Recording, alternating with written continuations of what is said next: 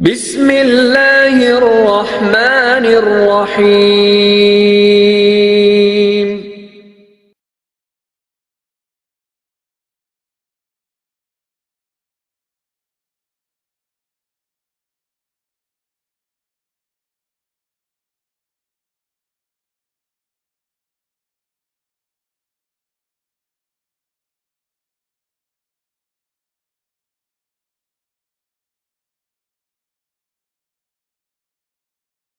بسم اللہ الرحمن الرحیم۔ الحمد للہ رب العالمین والصلاة والسلام علی اشرف الانبیاء والمرسلین محمد بن عبداللہ الامین وعلی آلہ وصحبہ الطیبین الطاہرین اما بعد۔ قال اللہ عز وجل فی القرآن المجید اعوذ باللہ من الشیطان الرجیم بسم اللہ الرحمن الرحیم۔ انا انزلناه في ليلة القدر وما ادراك ما ليلة القدر ليلة القدر خير من ألف شهر تنزل الملائكة والروح فيها بإذن ربهم من كل أمر سلام هي حتى مطلع الفجر صدق الله مولانا العظيم۔ وقال النبي صلى الله عليه وسلم من قام في ليلة القدر إيمانا واحتسابا غفر له ما تقدم من ذنبه او كما قال صلی اللہ علیہ وآلہ وسلم۔ بزرگان محترم اور عزیزان گرامی، عبادتوں کا موسم بہار رمضان مبارک جاری و ساری اب سے چند دنوں کے بعد یہ ہم سے رخصت ہو جائے گا، اور یہ ہر سال آئے گا ضرور انشاءاللہ۔ ہم رہیں گے یا نہیں رہیں گے اس کی کوئی گارنٹی نہیں ہے، اس لیے اس کی بقیہ مبارک ساعتوں کو غنیمت جان کر اس میں اللہ تعالیٰ کی زیادہ سے زیادہ بندگی کرنے کی فکر کیجیے کہ یہ لمحات دوبارہ واپس آنے والے نہیں۔ قرآن مجید کی سورہ قدر آپ کے سامنے مکمل تلاوت کی گئی ہے، اور اللہ کے نبی صلی اللہ علیہ وسلم کا ایک فرمان جس کو حدیث پاک کہتے ہیں آپ کو پڑھ کر سنایا گیا ہے۔ اللہ تعالیٰ کی بندوں پر بہت سی نعمتیں ہیں، انسان اگر غور کرتا ہے تو اس کو یہ پتہ چلتا ہے کہ اللہ تبارک و تعالیٰ فرماتے ہیں کہ وَإِن تَعُدُّوا نِعْمَتَ اللَّهِ لَا تُحْصُوهَا، کہ تم اللہ تبارک و تعالیٰ کی نعمتوں کو شمار کرنا چاہو، گننا چاہو تو گن نہیں سکتے۔ ایک سانس کو لے لیجیے کہ یہ سانس جو ہم لیتے ہیں اس میں اللہ تعالیٰ کی ایک نہیں بلکہ دو نعمتیں ہیں کہ سانس اندر چلی جائے واپس نہ آئے تو بھی موت، اور واپس جا کر اندر نہ جائے تو بھی موت، ہر حال میں موت۔ اس طریقے سے غور و فکر کریں گے تو اللہ تبارک و تعالیٰ کی قدم قدم پر ہم پر آپ پر احسان اور انعامات کی بارش ہے۔ ضرورت اس بات کی ہے کہ اللہ تبارک و تعالیٰ کے بندے ان انعاموں کی قدر کریں اور اپنے لیے اس کو کامیاب بنانے کی کوشش اور فکر کریں۔ رمضان مہینے کا آخری عشرہ جاری ہے، اور اس آخری عشرے کی اہم عبادت یہ ایک اہم چیز جس کو شب قدر کہا جاتا ہے، اس کا بھی یہ موسم ہے، اس کا بھی یہ معاملہ چل رہا ہے۔ اللہ کے نبی صلی اللہ علیہ وسلم نے ارشاد فرمایا ہے کہ شب قدر کو رمضان کے آخری عشرے کی طاق راتوں میں تلاش کرو، اور طاق راتوں کا مطلب ہوتا ہے 21، 23، 25، 27 اور 29 تاریخ، جس میں سے 2 گزر گئی ہیں اور 3 ابھی باقی ہیں۔ اگر ہم 3 کی قدردانی کر لیں گے انشاءاللہ تو امید ہے کہ اللہ تبارک و تعالی ہم کو اس کا ثواب عطا فرمائیں گے۔ شب قدر کو تلاش کرنا ہے، شب قدر کو ڈھونڈنا، مطلب یہ کہ اللہ تبارک و تعالیٰ کی اس میں بندگی کرنا ہے اور زیادہ سے زیادہ نیک عمل کرنے کی کوشش کرنا۔ اللہ کے نبی صلی اللہ علیہ وسلم نے ارشاد فرمایا ہے کہ جو شخص ایمان اور احتساب کے ساتھ شب قدر میں عبادت کرتا ہے تو اس کی وجہ سے اللہ تبارک و تعالیٰ اس کے پچھلے سارے گناہوں کو معاف فرما دیتے ہیں۔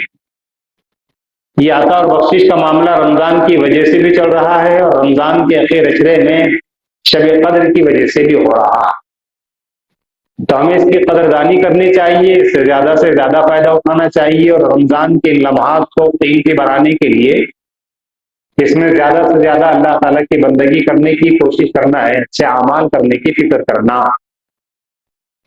قرآن کریم کی سورہ قدر کی ان 5 آیتوں میں اللہ تبارک و تعالیٰ نے شب قدر کی اہمیت، فضیلت کو بیان فرمایا ہے۔ اور جب کسی چیز کی فضیلت کو بیان کرنا مقصود ہوتا ہے تو یہ مقصد ہوتا ہے کہ اللہ تبارک و تعالیٰ کے بندے اس کے اوپر عمل کریں۔ اور ظاہر ہے کہ ہم سب جانتے ہیں کہ کسی چیز کی قدر و قیمت اگر پہلے سے معلوم ہو جائے تو آدمی اس کو زیادہ سے زیادہ کرنے کی فکر کرتا۔ شب قدر کا معاملہ تو بڑا عجیب ہے، قرآن مجید بیان کر رہا ہے۔ اللہ فرما رہے ہیں کہ انا انزلناہ فی لیلۃ القدر، کے اس کتاب کو، جس کو قرآن مجید کہا جاتا ہے، جو کتاب ہدایت ہے، ہم نے رمضان کے مہینے میں نازل کیا۔ رمضان کے مہینے کے شب قدر میں اس کو نازل کیا ہے، اتارا۔ اور اللہ تبارک و تعالیٰ پوچھ رہے ہیں کہ کیا تمہیں پتا ہے کہ شب قدر کس کو کہتے ہیں؟ اور اللہ جب پوچھتے ہیں تو بتانا مقصود ہوتا ہے کہ اس کی کیا قدر و قیمت ہے، اس کی کیا اہمیت۔ اللہ فرما رہے ہیں کہ لیلۃ الوما ادراک ما لیلۃ القدر، کہ تمہیں کچھ پتا ہے، معلوم ہے کہ شب قدر کیا ہے؟ اور اللہ جواب دے رہے ہیں کہ لیلۃ القدر خیر من الف شہر، کہ شب قدر جو ہے وہ 1000 مہینوں کی راتوں سے بہتر ہے، بڑی ہے، افضل۔ اور 1000 مہینے کو کیلکولیشن کریں گے آپ تو اس کے بنتے ہیں 83 برس 4 مہینے۔ اور دیکھیے آپ کی عام طور پر ہماری عمر جو ہے 60 اور 70 سال کے درمیان بیان کی گئی۔ اللہ کے نبی صلی اللہ علیہ وسلم فرماتے ہیں کہ میری امت کی عمریں 60 اور 70 کے درمیان رکھی گئی۔ اگر بندہ مومن احساس کے ساتھ، ذمہ داری کے ساتھ، احتساب کے ساتھ رمضان کے اخیر عشرے کی طاق راتوں میں عبادت کرتا ہے، جاگتا نہیں ہے، جاگنا مقصود نہیں، عبادت کرنا مقصود، تو اس کو ایک رات میں عبادت کرنے پر پوری عمر کے برابر ثواب مل رہا۔ کیونکہ ہماری عمریں جو ہے 80 سے زیادہ نہیں ہوتی، یہاں پر 83 برس 4 مہینے کا ثواب دیا جا رہا۔ یعنی ہم اور آپ اپنی زندگی میں اگر ہر رمضان کے آخر عشرے کی طاق راتوں میں اس بات کا اہتمام کریں کہ معمول سے ذرا زیادہ عبادت کرنے پر آ جائیں مسجد کے اندر، تو اللہ تبارک و تعالیٰ مزید ایک عمر کے برابر ہم کو اور آپ کو ثواب عطا فرما رہے ہیں۔ یہ اللہ تعالیٰ کی عطا اور بخشش نہیں تو اور کیا ہے کہ بہانے بہانے سے اللہ تبارک و تعالیٰ اپنے بندوں کو عطا فرماتے ہیں، دیتے ہیں۔ اس لیے ہمارا بھی کام ہے کہ ہم دنیا کے کاموں کو تھوڑا سا آگے پیچھے کم زیادہ کر کے اس رات میں اللہ تعالیٰ کی بندگی کرنے کے طرف آئیں اور اللہ تعالیٰ کو راضی کرنے والے اعمال کرنے کی فکر کریں جن کو عبادت کہا جاتا۔ تو اللہ فرما رہے ہیں کہ انا انزلناہ فی لیلۃ القدر وما ادراک ما لیلۃ القدر لیلۃ القدر خیر من الف شہر۔ 3 باتیں بیان فرمائی۔ پھر اللہ فرما رہے ہیں لیلۃ القدر خیر من الف شہر تنزل الملائکۃ والروح فیہا باذن ربہم من کل امر۔ اس رات میں اللہ تبارک و تعالیٰ کے فرشتے جبرائیل فرشتوں کے جھرمٹ کے ساتھ دنیا میں آتے ہیں، زمین پر آتے ہیں، اور اللہ تبارک و تعالیٰ کے ان بندوں سے ملاقات کرتے ہیں، ان کو سلامتی کی دعائیں دیتے ہیں، ان کو کامیابی کی فرمائے کے خوشخبری دیتے ہیں، اور یہ کہتے ہیں کہ اللہ تبارک و تعالیٰ نے تمہارے ساتھ خیر کا، بھلائی کا معاملہ کیا ہے کہ تم کو اس رات میں عبادت کی توفیق عطا فرمائی۔ وہ فرشتے اگرچہ کہ ہم کو نظر نہیں آتے ہیں، لیکن روایتوں میں آتا ہے، حدیث میں آتا ہے، اللہ کے نبی صلی اللہ علیہ وسلم فرماتے ہیں کہ وہ اس رات میں عبادت کرنے والے بندوں سے مصافحہ کرتے ہیں اور ان کو کامیابی کی فرمائے کے دعا دیتے ہیں، ان کو آخرت میں کامیاب ہونے کی خوشخبری دیتے ہیں۔ فرشتے یہ کام کرتے ہیں اللہ تبارک و تعالیٰ کے بندوں کے ساتھ۔ سلام ہی حتی مطلع الفجر، یہ سلسلہ جو ہے ساری رات جاری رہتا ہے خوشخبری سنانے کا، یا اللہ تبارک و تعالیٰ کے بندوں کے فرمائے کے لیے عبادت پر خوشخبری دینے کا۔ تو ہمیں اس بات کی کوشش کرنا ہے کہ اللہ تعالیٰ ہم کو ان راتوں کی قدر دانے کی توفیق عطا فرمائے، کیونکہ جو نورانی راتیں جن کو ہم بڑی رات کہتے ہیں یا جاگنے کی رات کہتے ہیں، یہ نورانی راتیں ہیں، عبادت کرنے کی راتیں ہیں، جن میں ایک شب برات ہے، جس میں ایک شب معراج ہے، ایک رات جس کو شب قدر کہا جاتا ہے وہ رمضان میں۔ ان راتوں میں بندوں کو اللہ سے تقرب کی منزلوں کو طے کرنے کا موقع ملتا کہ دنیا بہت دیکھ لی، دنیا میں بہت گھوم لیے، ذرا آؤ ہمارے دربار میں، ہمارے سامنے آؤ اور ہماری مناجات کرو، ہماری فرمائے کی عبادت کرو، ہماری باتوں کو سنو، دل میں بٹھاؤ، اس کے مطابق عمل کرو تو تمہاری دنیا اور آخرت دونوں کامیاب کر دیں گے اللہ تعالیٰ کا وعدہ۔ اس لیے ان راتوں میں بندگی کرنا ہے، جاگنا نہیں ہے۔ اور پھر ہمارا نوجوان مسلمان کیا کیا کرتا ہے ہم کو خبر ہے، پتہ ہے، اور انتہا یہ ہے، حد یہ ہے کہ منع کرنے کے باوجود بھی نہ نوجوان سننے کو تیار ہے نہ ماننے کو تیار۔ وہ ایسی حرکتیں کر رہا ہے، ایسے کام کر رہا ہے کہ جس سے اسلام بھی بدنام ہو رہا ہے اور مسلمان بھی بدنام ہو رہا ہے۔ تو خدا کے لیے ہوش کے ناخن لیجیے، خدا کے لیے جو کہا جا رہا ہے اس کو سمجھیے، خدا کے لیے ایسا کام مت کیجیے جو ہماری آخرت کو برباد کرنے والا ہو جائے۔ کیونکہ اگر ہم سنتے مانتے نہیں ہیں اور دل کی باتوں پر عمل کرتے ہیں تو نقصان کسی کا نہیں ہوتا ہے، خود کا نقصان ہوتا ہے۔ ہم سے کہا جاتا ہے کہ ان راتوں میں دھوم تماشا ہلڑ بازی چیخ پکار مت کیجیے۔ ایک بڑا طبقہ نوجوانوں کا یہی کام کرتا ہوا نظر آتا ہے، جبکہ ان کو سمجھایا جاتا ہے کہ ایسا مت کیجیے، ایسا مت کیجیے، اللہ تعالیٰ اس سے ناخوش ہوتے ہیں۔ لیکن ہمارے نوجوان کو کیا خبر ہے، وہ تو کسی کی بات کو خاتے میں لانے نہیں چاہتا ہے، وہ کرنا چاہتا ہے جو اس کے دل میں آتا ہے۔ تو خوب سن لیجیے کہ جس طرح اس رات میں اللہ تبارک و تعالیٰ کی فرمائے کہ بندگی کرنے سے بڑا ثواب ملتا ہے کہ ان راتوں میں جا کر عبادت کرنے سے 83 برس 4 مہینے کا ثواب ملتا ہے عبادت کا۔ تو اگر کوئی اس کے خلاف کرتا ہے تو اس کو جاننا چاہیے، معلوم ہونا چاہیے کہ اس کا عذاب اور اس کی سزا بھی ایسی ہو سکتی ہے۔ اس لیے نوجوانوں سے بہت ہی احترام کے ساتھ یہ کہنا ہے کہ خدا کے لیے کوئی ایسا کام مت کیجیے جو ہماری عبادت کو ضائع کرنے والا ہو، برباد کرنے والا ہو، خراب کرنے والا ہو۔ تو شب قدر ابھی اس کی 3 راتیں باقی ہے، اگر ہم اس کی قدر کر لیں گے انشاءاللہ تو اللہ تبارک و تعالیٰ کی ذات سے امید ہے کہ وہ ہم کو ان راتوں میں جاگنے کی وجہ سے 83 برس 4 مہینے کا ثواب عطا فرمائیں گے انشاءاللہ۔ اسی طرح یہ راتیں جو ہوتی ہے اللہ تبارک و تعالیٰ سے لینے اور مانگنے کی ہوتی ہے، دعائیں کرنے کی ہوتی ہے، عبادت و بندگی کرنے کی ہوتی ہے۔ اور بندہ تو اس قدر محتاج ہے دعاؤں کا کہ اگر وہ ساری زندگی دعا ہی مانگتا رہے تو میں سمجھتا ہوں کہ اس کے مسائل حل نہیں ہو سکتے۔ اس لیے دعاؤں کے مانگنے کا اہتمام زیادہ کرنا۔ پھر جب دعا کا تذکرہ آتا ہے تو نوجوانوں سے یہ بھی شکوہ ہوتا ہے، شکایت رہتی ہے کہ ہمارا نوجوان جیسے امام صاحب سلام پھیرتے ہیں دروازے کا راستہ لیتا ہے اور زبان حال سے یہ کہتا ہے کہ اللہ نے فرمایا تھا نماز پڑھو، میں نے پڑھی۔ اب جب دعا مانگنے کا موقع آ رہا ہے تو اپنے زبان حال سے یہ کہہ رہا ہے کہ مجھے دعاؤں کی ضرورت نہیں ہے۔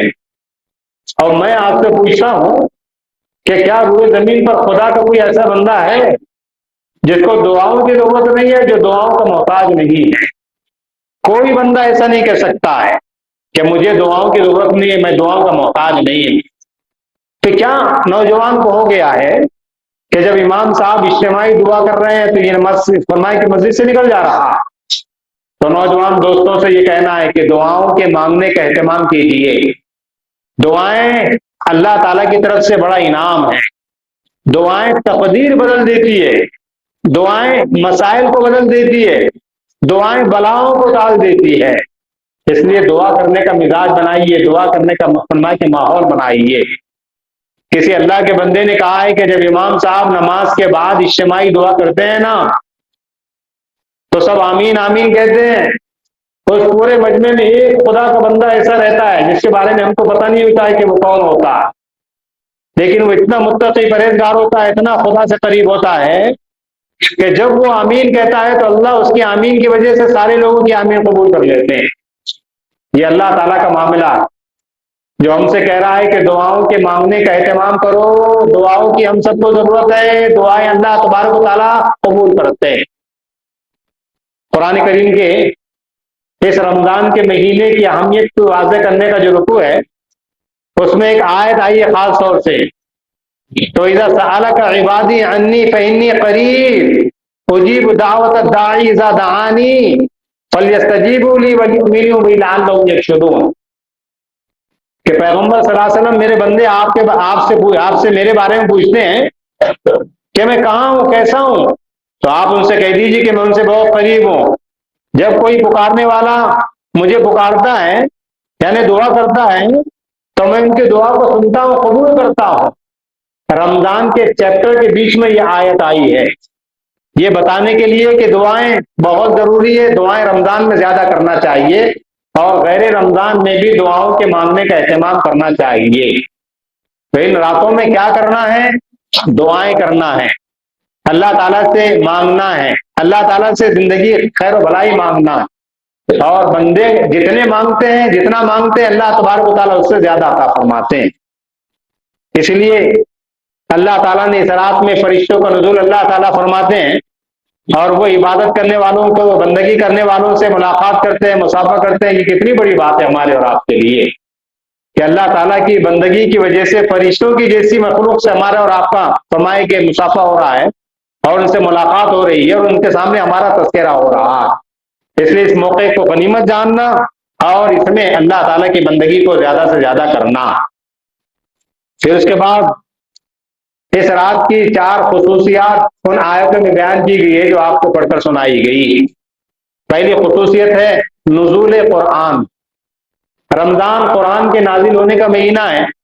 اللہ تعالیٰ نے شب قدر میں آسمان دنیا پر پورے قرآن کو نازل فرما دیا تھا اور پھر 23 برس کی مدت میں بقدر ضرورت اللہ کے نبی صلی اللہ علیہ وسلم پر وہ آتا رہا ہے اور نازل ہوتا رہا ہے وحی کی شکل میں۔ تو نزول قرآن، رمضان اور قرآن ہم سنتے رہتے ہیں، ہم دیکھتے ہیں کہ رمضان کے مہینے میں اللہ کے بندے کثرت سے قرآن مجید کی تلاوت کرتے ہیں، بہت اچھی بات۔ یہی وجہ ہے کہ تراویح میں قرآن مجید سنا بھی جاتا ہے کیونکہ قرآن کا مہینہ ہے رمضان۔ لیکن ہمیں رمضان کے بعد بلکہ رمضان کے اندر ہی ایک بات کا اور اضافہ کرنا ہے کہ قرآن مجید کتاب تلاوت بھی ہے اور کتاب ہدایت بھی ہے، یعنی پڑھنے کی بھی کتاب ہے اور سمجھنے کی بھی کتاب۔ مسلمانوں میں ایک طبقہ وہ ہے جو قرآن مجید کو رمضان میں نکالتا ہے، رمضان بھر پڑھتا ہے اور جیسے عید کا چاند نظر آ جاتا ہے اس کو قیمتی جزدان میں لپیٹ کے اگلے 11 مہینے کے لیے چھٹی دے دیتا ہے۔ اس سے زیادہ قرآن کریم پر کوئی ظلم ہو ہی نہیں سکتا، اس سے زیادہ قرآن مجید سے ہم دور ہو ہی نہیں سکتے کہ جو کتاب ہدایت دینے کے لیے آئی ہے اس کو قیمتی جزدان میں لپیٹ کے 11 مہینے کے لیے چھٹی کے دے رکھ دیا جائے۔ تو ہم کو قرآن مجید سے چھٹی نہیں لینا ہے اور نہ قرآن مجید کو چھٹی دینا ہے۔ رمضان کے بعد بھی قرآن پڑھنا ہے، لیکن قرآن کو پڑھنا ہے ترجمے کے ساتھ، قرآن کو پڑھنا ہے تشریح کے ساتھ، قرآن کو پڑھنا ہے مفہوم کے ساتھ، قرآن کو پڑھنا ہے معنی کے ساتھ، قرآن کو پڑھنا ہے مطلب کے ساتھ اور قرآن کو پڑھنا ہے مطالبوں کے ساتھ۔ تو یہ کب ہوگا؟ جب قرآن کریم کو پڑھا جائے گا، اس کا ترجمہ، تشریح، مفہوم، معنی، مطلب اور مطالبوں پر غور کیا جائے گا۔ کیونکہ میں کہہ رہا ہوں آپ سے کہ قرآن مجید کتاب تلاوت ہی نہیں ہے، یقیناً پڑھنے کا بھی ثواب ملتا ہے، لیکن پڑھنا ہی قرآن مجید کا حق نہیں ہے۔ قرآن مجید کہہ رہا ہے کہ وَلَقَدْ يَسَّرْنَا الْقُرْآنَ لِلذِّكْرِ فَهَلْ مِن مُّدَّكِرٍ۔ قرآن کہہ رہا ہے کہ ہم نے قرآن کریم سے نصیحت حاصل کرنے کو آسان بنا دیا ہے، کون ہے جو نصیحت حاصل کرنا چاہتا ہے؟ تو ظاہر ہے کہ ہم سب محتاج ہیں اللہ تعالیٰ کے اس قرآن میں نصیحت حاصل کرنے کے، لینے کے، تو ہم پڑھ کے اس سے کیسے نصیحت حاصل کر سکتے ہیں؟ جب تک ہم کو سمجھیں گے نہیں اس سے نصیحت حاصل نہیں کی جا سکتی۔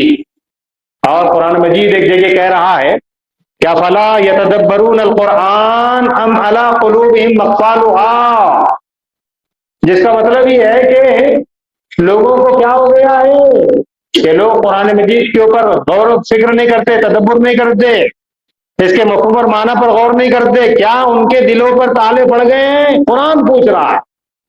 تو ہمیں یہ کہنا ہے کہ ہمارے دلوں پر قرآن نہیں پڑے، تالے نہیں پڑے ہوئے ہیں، بلکہ ان تالوں کو نکال کر ہم اس میں قرآن مجید ڈالنا چاہتے ہیں۔ اور اس کے ڈالنے کی صورت و شکل یہ ہو سکتی ہے کہ رمضان کے بعد بھی قرآن مجید پڑھا جائے، رمضان کے بعد بھی قرآن کریم کو سمجھ کر پڑھنے کی کوشش کی جائے۔ اس کے لیے ہم جہاں دنیا کے سارے کاموں کو کرنے کے لیے ٹائم ٹیبل بناتے ہیں، اس کے اندر ہم کو قرآن مجید کو پڑھنے کے لیے بھی تھوڑا سا ٹائم نکالنا ہے، کہ فجر کی نماز پڑھیں اپنی مسجد میں، اور ایک ٹائم ٹیبل بنا لی کہ مجھے روزانہ 1 رکوع ترجمے کے ساتھ پڑھنا ہے۔ کوئی چیز سمجھ میں نہ آئے تو اپنے محلے کی مسجد کے امام سے پوچھنا ہے، امام صاحب سے نہیں پوچھتے تو اپنے دوست و احباب میں کوئی عالم ہے تو ان سے پوچھنا ہے، ان سے نہیں پوچھنا چاہتے تو کسی اللہ والے سے پوچھنا ہے کہ صاحب اس آیت میں اللہ یہ فرما رہے ہیں، اس کا مطلب کیا ہے؟ اور قرآن کریم تو اتنا آسان ہے کہ وہ ہر پڑھنے والے کو سمجھ میں آ جاتا ہے۔ لیکن شرط یہ ہے کہ ہم ہوش اور فرمائے کے سمجھنے کی کوشش کریں، اور اس کے اندر فرمائے کہ غور و فکر کرنے کی کوشش کریں، تو اللہ تعالیٰ علم کے خزانے ہمارے اوپر کھول دیں گے انشاءاللہ۔ تو ہم کو اس رمضان کے بعد انشاءاللہ قرآن مجید سے اس طور پر تعلق جوڑنا ہے کہ ہم انشاءاللہ قرآن مجید کو سمجھ کر پڑھنے کی کوشش کریں گے انشاءاللہ۔ تو سب سے پہلا جو بنیادی بات اس کے اندر بتائی گئی ہے وہ ہے شب قدر کی خصوصیات میں نزول قرآن مجید کا نزول، ظاہر ہے کہ وہ پڑھنا بھی ہے اور سمجھنا بھی ہے۔ اور اس کے بعد جیسے میں نے کہا کہ فرشتوں کا نزول ہوتا ہے، فرشتے اللہ تبارک و تعالیٰ کی وہ مخلوق ہیں کہ جنہوں نے حضرت آدم علیہ الصلوۃ والسلام کی پیدائش کے وقت اللہ کے سامنے اعتراض کیا تھا کہ اللہ آپ ایسے انسانوں کو بنا رہے ہیں جو آپ کی نافرمانی بھی کریں گے، جو آپ کی باتوں کو سنیں گے نہیں، مانیں گے نہیں، اپنے دل کی باتوں پر عمل کریں گے۔ تو انہی فرشتوں کو مشاہدے کے لیے اللہ تبارک و تعالیٰ زمین پر بھیجتے ہیں کہ دیکھو اس رات میں میرے بندے میری عبادت میں غرق ہیں، دیکھو اس رات میں میرے بندے جاگ کر میری عبادت کر رہے ہیں، میری طرف متوجہ ہے۔ حالانکہ تم نے کہا تھا کہ یہ تو بندے وہ ہیں جو ایسا ایسا کرنے والے ہیں۔ ان کی اس غلط فہمی کو دور کرنے کے لیے اور اس کے ازالے کے لیے اللہ تبارک و تعالیٰ آسمان سے دنیا میں اور زمین پہ فرشتوں کو بھیجتے ہیں۔ دوسری خصوصیت بیان کی گئی ہے۔ اور تیسری خصوصیت جیسے میں نے کہا کہ 1000 مہینوں کی راتوں سے بہتر ہے، افضل 1000 مہینوں کی عبادت سے بڑی ہوئی شب قدر کی عبادت۔ تو زیادہ نہیں، صرف 5 راتوں میں قربانی دینی ہے، اور 5 راتوں میں بھی 5 میں 21 23 25 27 اور 29 تاریخوں میں، اور پوری رات عبادت نہیں کرنا ہے۔ ان راتوں میں 5 کچھ غیر معمولی کام کرنا ہے۔ غیر معمولی کا مطلب یہ ہے کہ روزانہ عشاء کے بعد تراویح پڑھتے ہیں، گھر کو چلے جاتے تھے، آج گھر پہ مت جائیے ان 5 راتوں میں، یا گھر پہ جا کے آ جائیے اور تھوڑا سا کچھ لیٹ کریے، کچھ آرام کر کے کچھ کھا پی کے، تاکہ پوری دل جمعی کے ساتھ اللہ تعالیٰ کی عبادت کی جا سکے۔ تو تھوڑا سا وقت نکال کر اللہ کے دربار میں آ جائیے، کچھ نماز پڑھ لیجئے، کچھ تلاوت کر لیجئے، کچھ ذکر کر لیجئے، کچھ اللہ کو یاد کر لیجئے، کچھ اس کا دھیان دل میں لا لیجئے۔ جو کام بھی اللہ کی رضا اس کی خوشنودی کے لیے کریں گے، انشاءاللہ اس رات میں شب قدر کی عبادت کا ثواب مل جائے گا۔ تو ان 5 راتوں میں کرنا ہے، فکس ایک رات نہیں ہے جس کو ہم 27 سمجھتے ہیں، اگرچہ کہ اس کے بارے میں قول یہ ہے کہ اس میں زیادہ ممکن ہے، لیکن طے نہیں ہے، فکس نہیں ہے۔ فکس ان 5 راتوں میں جن کو طاق راتیں کہا گیا ہے وہ ہے 21 23 25 27 اور 29 رمضان کی راتیں۔ اور چوتھی خصوصیت یہ بیان کی گئی کہ اللہ تبارک و تعالیٰ کی طرف سے خیر کا معاملہ جو ہے فجر کے طلوع ہونے تک جاری رہتا۔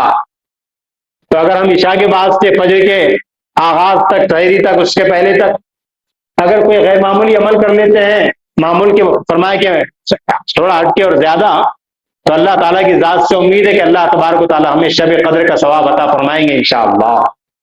ایک پوری عمر کا ثواب مل رہا ہے، 83 برس 4 مہینے ہوتے ہیں 1000 مہینوں کی عبادت کے برابر۔ اور علماء نے اس سے بڑی بات لکھی ہے، وہ آپ کو سمجھانی ہے تاکہ ہم کم سے کم اس چیز سے باز آ جائیں جو ہم کرتے رہتے ہیں اور اس کے کرنے سے باز نہیں آتے ہیں۔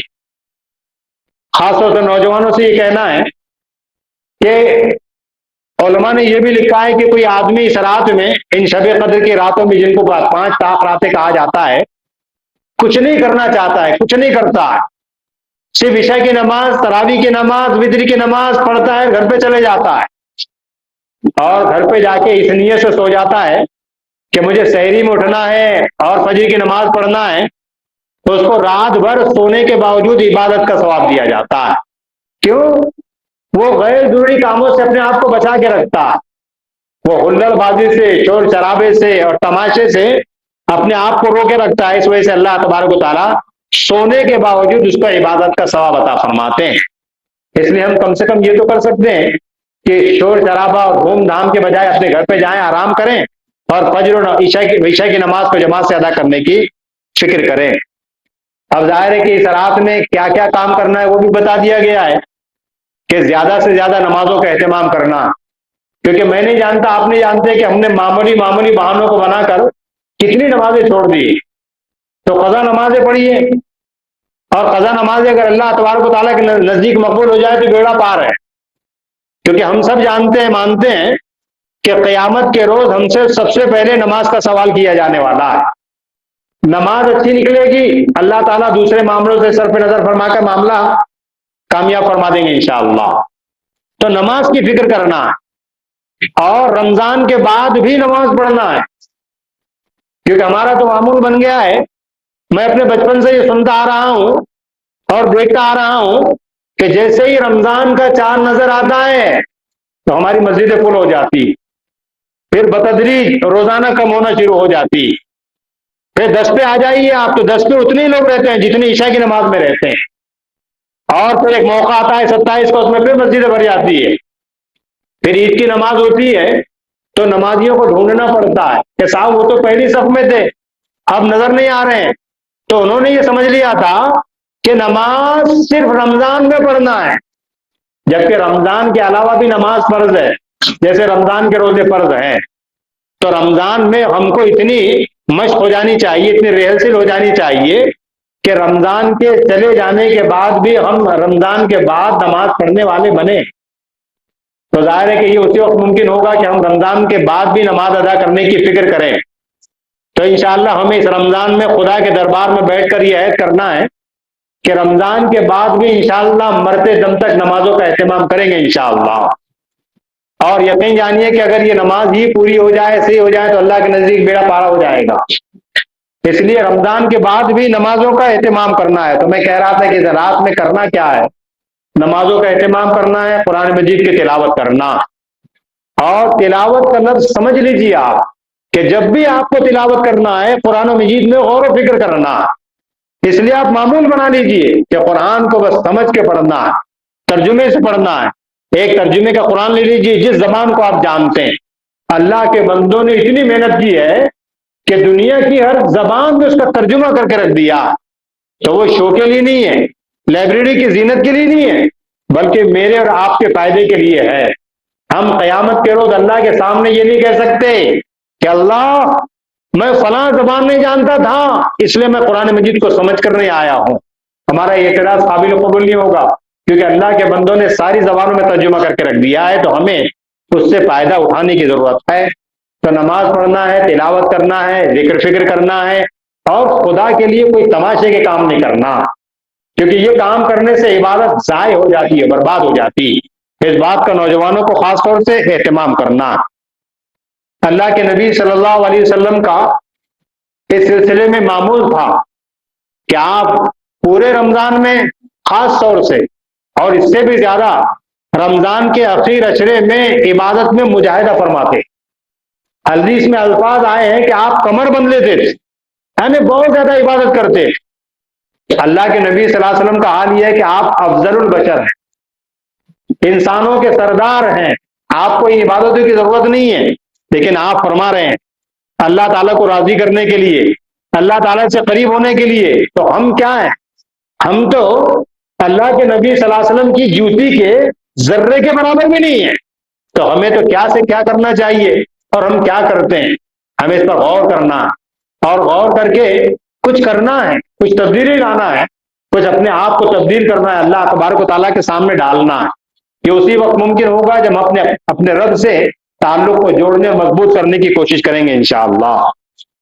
اسی طرح اللہ کے نبی صلی اللہ علیہ وسلم اس رات میں اپنے گھر کے افراد کو بھی جگاتے تھے عبادت کرنے کے لیے، کیونکہ بہرحال گھر کا جو سربراہ ہوتا ہے اس کے سامنے اپنے آل اولاد کی آخرت کی کامیابی کی فکر ہوتی۔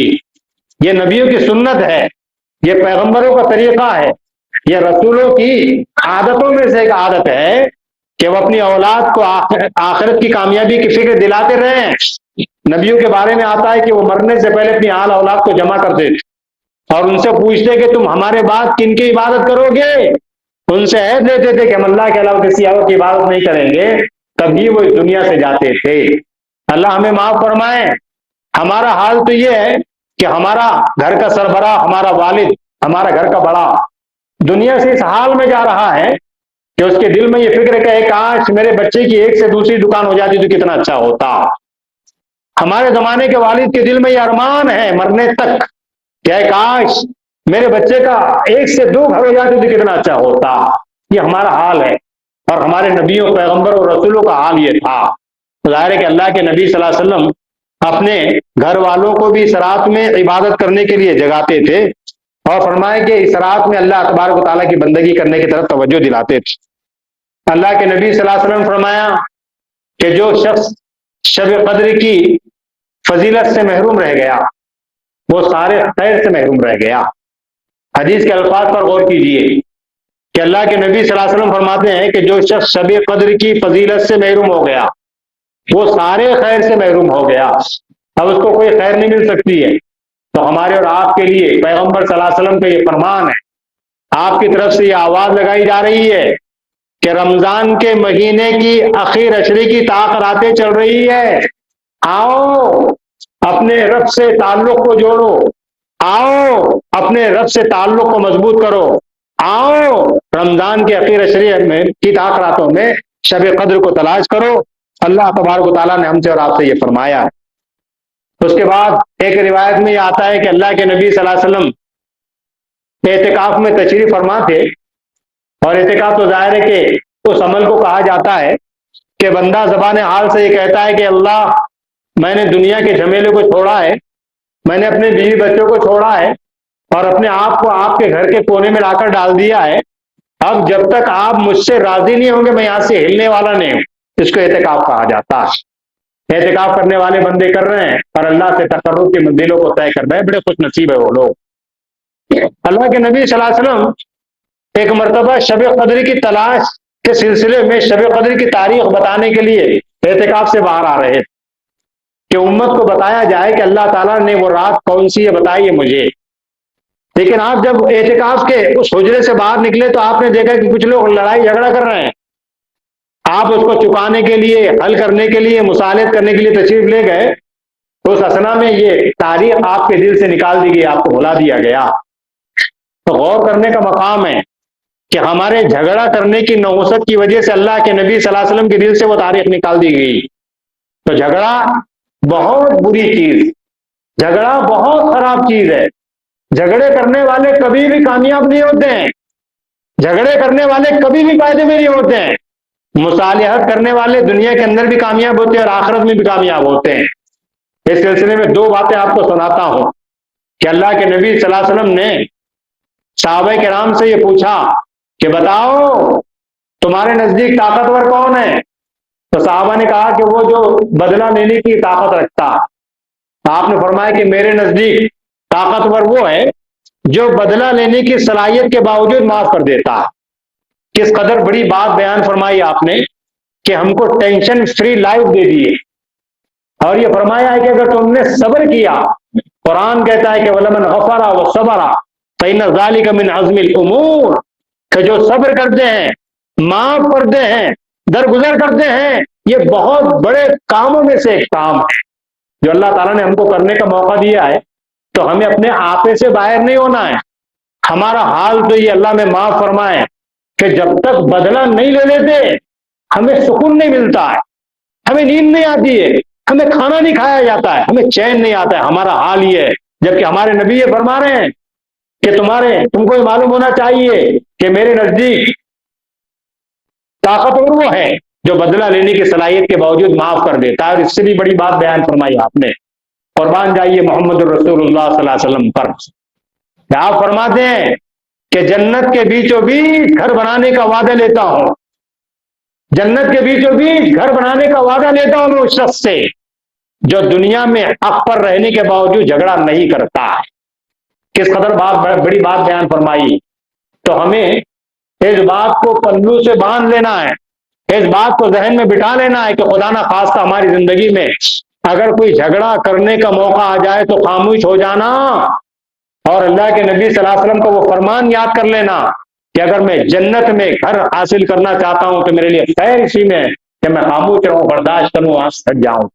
یہ بہت بڑا کام ہے جس کو قرآن مجید کہہ رہا ہے کہ یہ بہت بڑے کاموں میں سے ایک کام ہے۔ دعا فرمائی کہ اللہ تعالیٰ مجھے اور آپ کو ان باتوں پر عمل کرنے کی توفیق عطا فرمائے۔ وآخر دعوانا الحمدللہ رب العالمین۔ ایک اعلان یہ کرنا ہے کہ جس مسجد میں آپ تشریف فرما ہے یہ ویلفیئر کاموں کا ایک بہت بڑا مرکز ہے، اور ویلفیئر کے کام ہوتے ہیں خلق خدا کو فائدہ پہنچانا، اللہ کی مخلوق کو فائدہ پہنچانا۔ اللہ کی جو مخلوق ہے، اللہ قیامت کے روز فرمائیں گے کہ میں دنیا کے اندر پریشان حال تھا، مصیبت میں گرفتار تھا، تم چاہتے تو میری مدد کر سکتے تھے۔ تو بندہ یہ پوچھے گا کہ اللہ آپ تو ساری دنیا کے چلانے والے ہیں، رب العالمین ہیں، آپ کیسے پریشان رہ سکتے ہیں، آپ کیسے مصیبت میں گرفتار رہ سکتے ہیں؟ تو اللہ فرمائیں گے کہ میرا فلاں بندہ مصیبت میں گرفتار تھا، وہ پریشان حال تھا، اگر تم اس کی مدد کرتے گویا میری مدد کرتے۔ تو اللہ نے فرمایا کہ میرے بندوں کی مدد کرنا میری مدد کرنے کے جیسا۔ یہاں پر اتنے سارے کام کیے جا رہے ہیں ویلفیئر کے کہ اس کو گنانے کے لیے ایک مجلس چاہیے۔ ان سارے کاموں میں ایک بڑا کام جو میرے نزدیک بہت بڑا ہے، اللہ تعالیٰ ان لوگوں کو جزائے خیر عطا فرمائے کہ انہوں نے ہم سب کی طرف سے یہ کام قبول کر لیا۔ تو ہمارا کام ہے کہ ان کا سپورٹ کریں، ہمارا کام ہے کہ ان کا تعاون کریں۔ ایک کام جو سب سے بڑا ہے وہ یہ ہے کہ یہاں پر تقریباً 2000 لوگوں کو 2 وقت کھانا یہاں سے کھلایا جاتا ہے، دواخانوں میں پہنچا کر وہاں پر لوگوں کو دیا جاتا ہے۔ یہ بہت بڑا کام اللہ ہماری زندگی میں ایسا وقت نہ لائے کہ ہمیں کسی اور جگہ جا کر علاج و معالجہ کرنا پڑے، تو ہمیں اندازہ ہوگا کہ آدمی کس قدر پریشان ہوتا ہے، کس قدر پریشان ہوتا ہے۔ اللہ تعالیٰ نے ان لوگوں کو ہماری طرف سے قبول کیا ہے کہ یہ اتنا بڑا کام کر رہے ہیں۔ اور رمضان کا مہینہ تو دینے اور دلانے کا مہینہ ہے۔ رمضان میں جو دے دیا جاتا ہے اس کا 70 سے بھی زیادہ ثواب ملتا ہے۔ اور رمضان عبادتوں کا موسم باہر، جو کام بھی نیکی کا کریں گے اللہ تعالیٰ ضرور ہم کو اور آپ کو اس کا بہترین بدلہ عطا فرمائیں گے۔ اس لیے اس کام میں اپنے مرحومین کی طرف سے زیادہ حصہ لینا، یا اپنی طرف سے غریبوں کو افطار کرا دینا، غریبوں کے لیے سحری کا نظم کرنے کے لیے تعاون کر دینا، یہ بہت بڑے بڑے کام ہیں۔ ایک روزہ افطار کرانے پر کیا ثواب دیا گیا ہے پتہ ہے؟ حدیث میں اللہ کے نبی صلی اللہ علیہ وسلم فرماتے ہیں کہ جو مسلمان کو افطار کرا دیتا ہے اس کو جہنم سے خلاصی کا پروانہ دے دیا جاتا ہے۔ اس سے بڑی ہمارے لیے اور کیا کامیابی ہو سکتی ہے کہ اللہ تعالیٰ ہم کو جہنم سے بچا لے۔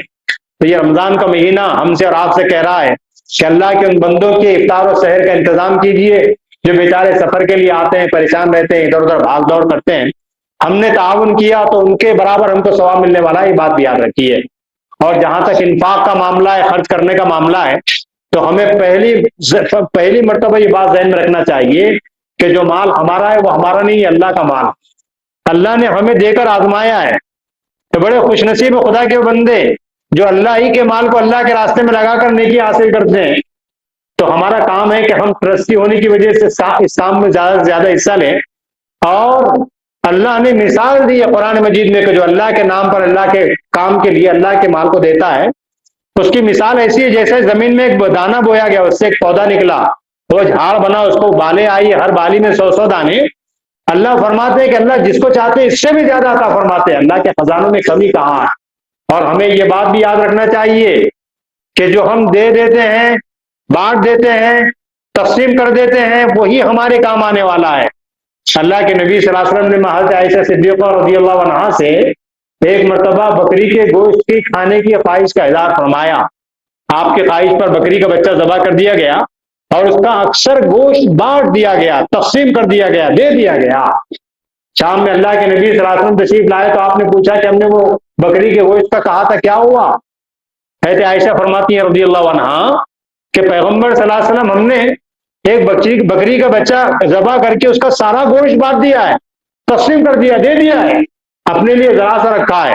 تو اللہ کے نبی صلی اللہ علیہ وسلم فرمائے کہ عائشہ رضی اللہ عنہا اگر تم یہ سمجھ رہی ہو کہ جو دے دیا گیا ہے وہ نہیں بچا ہے، تو تمہیں معلوم ہونا چاہیے کہ جو دے دیا گیا ہے وہ بچ گیا ہے، اور جو ہم نے اپنے لیے بچا لیا ہے وہ نہیں بچا ہے۔ تو معلوم یہ ہوا کہ جو دے دیا جاتا ہے وہ بچ جاتا ہے۔ اس لیے ہمیں رمضان کے مہینے میں زیادہ سے زیادہ اس سلسلے میں توجہ دینا ہے، انفرادی طور پر بھی دینا ہے، اجتماعی طور پر بھی دینا ہے، اور بعد میں یہاں کے لوگوں سے آ کے ملاقات کر کے اپنے حسب ایسے تعاون کرنا ہے۔ دعا فرمائے کہ اللہ میں ایسے کرنے کی توفیق عطا فرمائے۔ وآخر دعوانا الحمدللہ رب العالمین۔